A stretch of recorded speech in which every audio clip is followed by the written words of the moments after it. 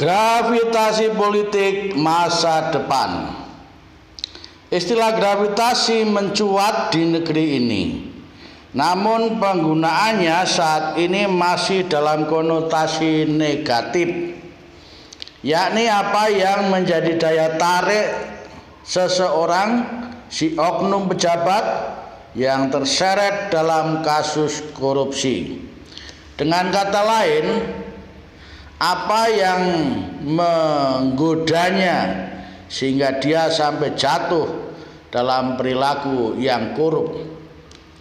Istilah gravitasi sendiri merupakan kosakata dari ilmu alam, yakni daya tarik bumi. Sejauh saya ingat, hanya bumi yang memiliki gravitasi dan bukan bulan, karena ketika orang di luar angkasa berada dalam ruang hampa udara, setiap benda jatuh ke bumi karena ada gaya gravitasi atau gaya tarik. Namun di dalam sebuah kamus hanya diterjemahkan kecenderungan atau kecondongan.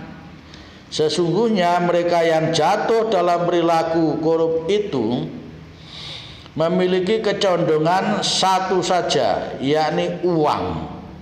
Sebenarnya menjadi kurang jelas dan tegas kalau hanya dikatakan sebagai kecenderungan atau kecondongan atau daya tarik, dan akan lebih jelas dan tegas bila disebutkan saja terang-terangan digunakan kata yang indah sekalian, yakni cinta.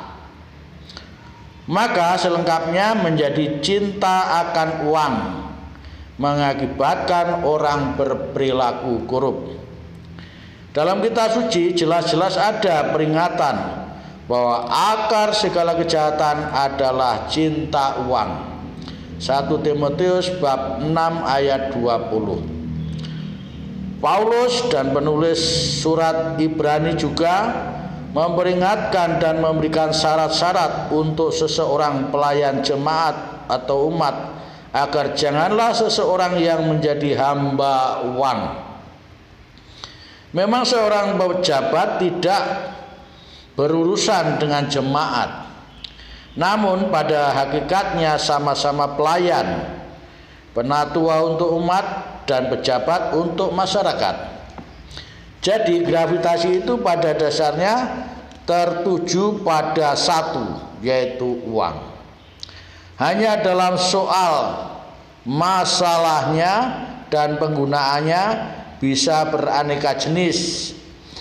Bisa dari impor daging sapi, pengadaan Al-Quran, proyek hambalang, distribusi pajak, dan lain sebagainya. Penggunaannya bisa untuk beli rumah mewah, mobil mewah, istri muda atau istri baru, tanah yang luas, buat usaha, dan lain sebagainya. Ironisnya, oknum yang terjerat kasus korupsi ialah mereka yang beriklan di televisi untuk bertekad dengan janji-janji memberantas korupsi. Tak usahkah kita sebut namanya di sini, semua sudah tahu.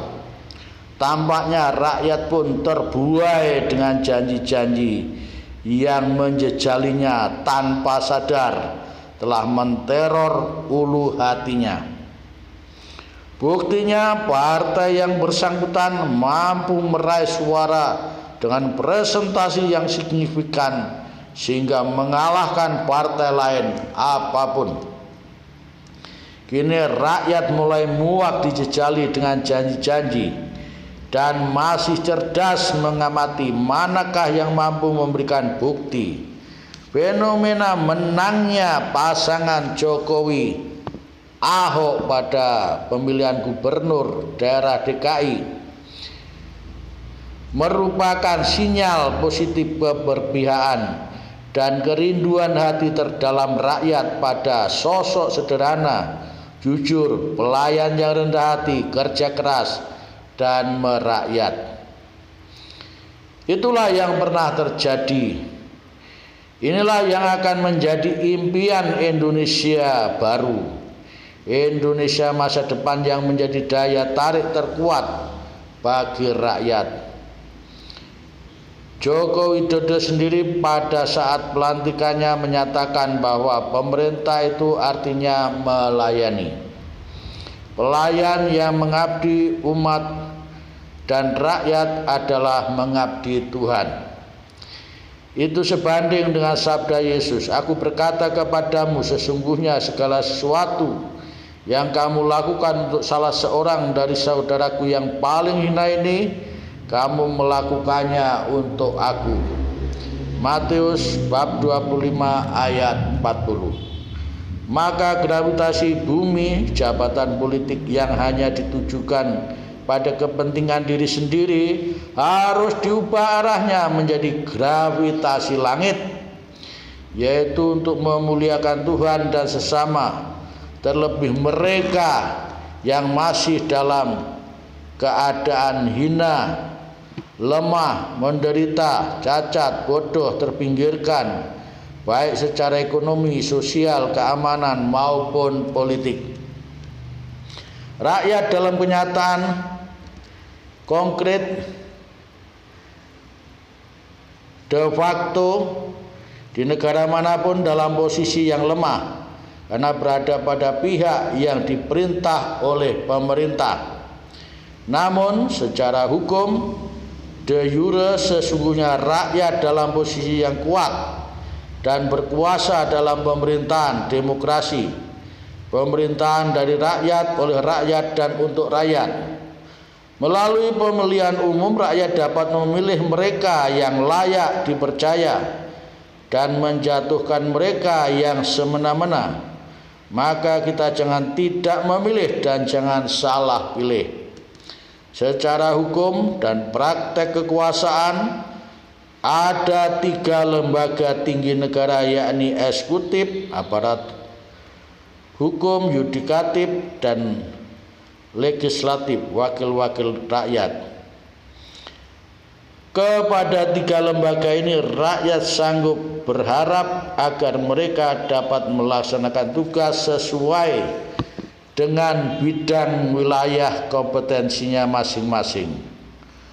Pada intinya, eksekutif harus menyelenggarakan pemerintahan secara bersih dan berwibawa untuk memajukan kesejahteraan dengan bersinergi untuk strategi pembangunan yang berpihak pada sebesar-besarnya bagi kemakmuran rakyat. Yudikatif berjuang untuk menegakkan hukum yang berkeadilan, berkebenaran, dan berperi kemanusiaan. Dan legislatif mampu menyerap, menyuarakan, dan memperjuangkan aspirasi rakyat melalui tugas utamanya sebagai pembuat undang-undang, legislation, menentukan anggaran, budgeting, dan mengawasi pelaksanaannya, monitoring, agar sesuai dengan aturan, tidak diselewengkan, dan tepat sasaran baik kuantitas, kualitas, prioritas, dan asas manfaat bagi seluruh rakyat. Maka melalui pemilihan umum yang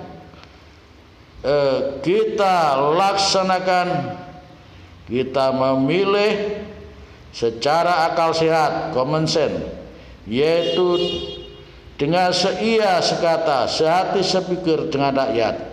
Mereka harus mengawasi pelaksanaan pembangunan untuk perbaikan sarana-sarana umum, melihat mana yang mendesak, penting, dan bermutu, dan memang sangat dibutuhkan bagi kepentingan rakyat sesuai dengan dana yang telah dianggarkan. Hal yang demikian kita akan bangkit dan bergerak menjadi bangsa yang makmur, adil, kuat, sejahtera, dan berkeadilan bila sungguh-sungguh terwujud dengan baik Semoga mereka para pejabat menjadi pemenang yang sesuai dengan amanat lagu Indonesia Raya. Bangunlah jiwanya, bangunlah badannya untuk Indonesia Raya. Tuhan memberkati. Amin.